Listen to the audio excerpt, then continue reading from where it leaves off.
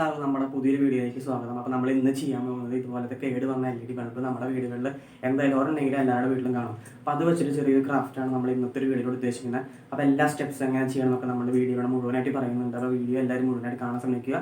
അപ്പോൾ നമുക്ക് കൂടുതൽ സമയങ്ങളിൽ നമുക്ക് നേരെ വീഡിയോയിലേക്ക്.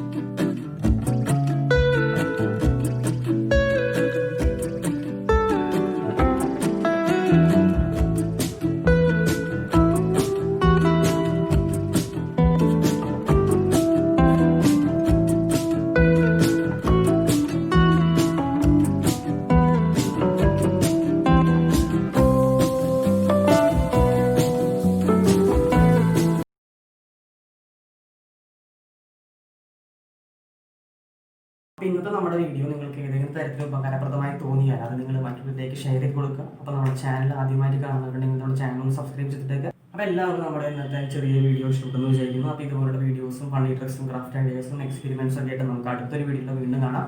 അതുവരെ എല്ലാവർക്കും ബൈ.